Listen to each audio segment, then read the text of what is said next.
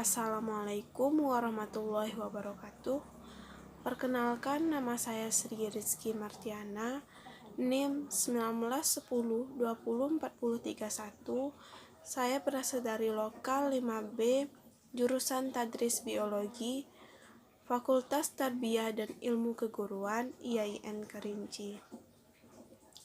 Di mana di sini saya akan membuat tugas dengan mata kuliah Biologi Konservasi dan dosen pengampu yang terhormat Bapak Hendra Lardiman, SSI, NPD. Di mana di sini saya akan membahas dua materi pokok, yang pertama tentang konservasi dan yang kedua tentang pengelolaan biodiversitas. Apa sih yang dikatakan dengan konservasi? Baik, akan kita kupas pada materi pertama, bahwa konservasi adalah pelestarian atau perlindungan.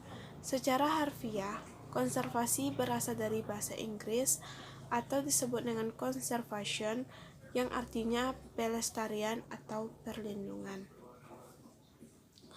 Sedangkan menurut ilmu biologi, konservasi adalah yang pertama, konservasi dianggap sebagai efisiensi penggunaan, produksi, transmisi, atau distribusi energi yang berakibat pada turunnya konsumsi energi dengan tetap menghasilkan manfaat yang sama.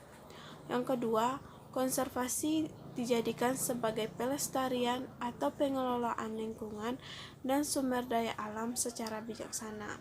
Yang ketiga, konservasi adalah pelestarian dan perlindungan jangka panjang terhadap lingkungan, memastikan bahwa habitat alami suatu area dapat dipertahankan, sementara keanekaragaman genetik dari suatu spesies dapat tetap ada dengan mempertahankan lingkungan alaminya.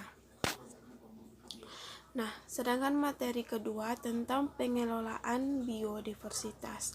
Bagaimana sih pengelolaan biodiversitas itu?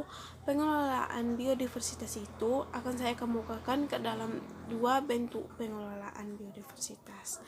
Di mana bentuk yang pertama yaitu membangun prinsip, konsep maupun model, di mana keanekaragaman hayati dan habitatnya yang terdapat di dalam lanskap perkebunan kelapa sawit dikelola berdasarkan prinsip-prinsip seperti yang tertuang dalam Undang-Undang Nomor 5 Tahun 1990.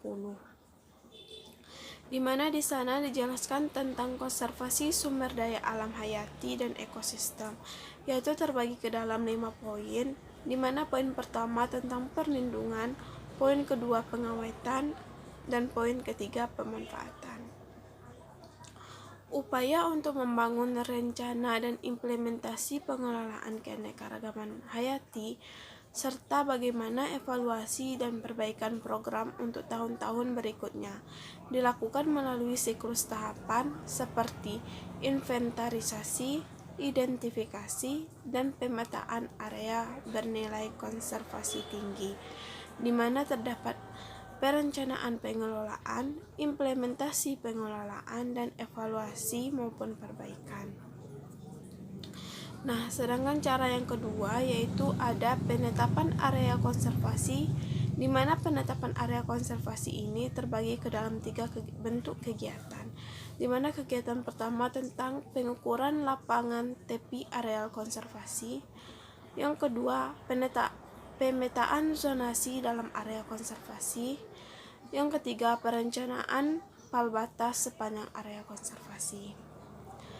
Nah, untuk metode atau alat yang digunakan, ada beberapa metode dan alat yang tersedia dalam pengelolaan keanekaragaman hayati, yang secara umum dapat dikelompokkan menjadi 5 poin.